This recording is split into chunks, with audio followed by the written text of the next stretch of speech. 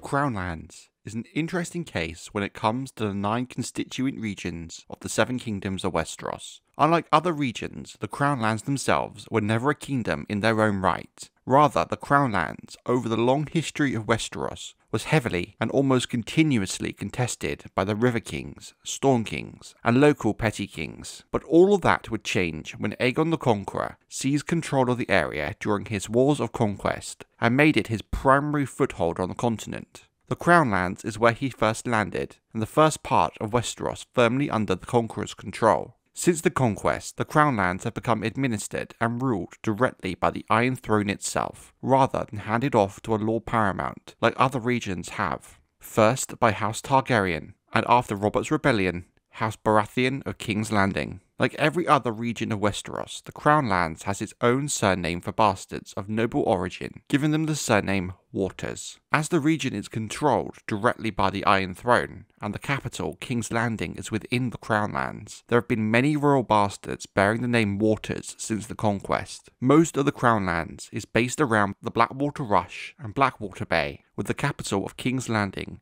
built where the Blackwater Rush meets the bay. King's Landing is the largest city in Westeros, and contains the likes of the Great Scepter Baelor and the Red Keep, first the home of the kings of House Targaryen, and by the time of the main book series, the kings of House Baratheon of King's Landing. King's Landing was built on the site of Aegon's Landing, among 3 high hills. The city grew rapidly, becoming bigger and as economically important as the much older cities of Westeros, such as Lannisport and Oldtown. Settlements north of King's Landing include Antlers, the seat of House Buckwell, Rosby, the seat of House Rosby, the castle of Stokeworth, the seat of House Stokeworth, and Duskendale, formerly the seat of House Darkland, now the seat of House Riker. Near Duskendale are the ruins of Hollard Castle. Still further north is Rook's Rest, the seat of House Staunton, and Crackclaw Point, a rugged peninsula of insular folk whose castles include Dryden, the seat of House Brune, Brown Hollow, a secondary seat of House Brune,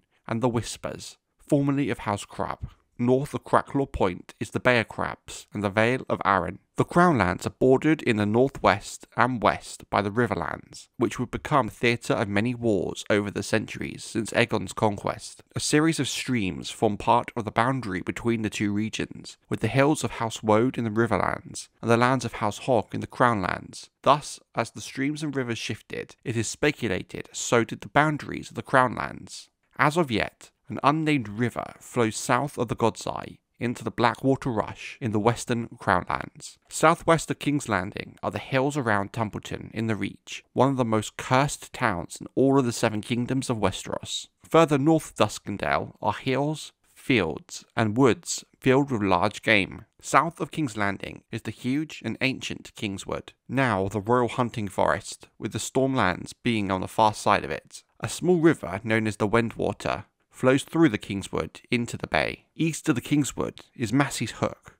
another peninsula that with Crackclaw Point forms the inlet of Blackwater Bay. Castles on Massey's Hook include Stonedance, the seat of House Massey, and Sharp Point, the seat of House Bar Emmon. The numerous islands, big and small within Blackwater Bay, are also considered part of the territory of the Crownlands. This makes sense given the House Targaryen's ancestral seat is among these islands, that they would be included in the Crownlands after the conquest. These islands include the likes of Dragonstone, the ancient seat of House Targaryen for hundreds of years after they fled the doom of Valyria. By the time of the main book series, the island is now controlled by House Baratheon of Dragonstone. To the east is the port island of Driftmark, the seat of House Velaryon, formerly the mightiest navy in all of Westeros, and Claw Isle, the seat of House Celtigar. Both of these houses descend from old Valyria like House Targaryen. Also sworn to the Targaryens, and later Baratheons of Dragonstone, is Sweetport Sound, the seat of House Sunglass. Massey's Hook is separated by Driftmark by the Gullet. East of Blackwater Bay is the Narrow Sea. The Kingsroad is a road spanning the near length of Westeros, even into the far north, connecting King's Landing with Storm's End to the south,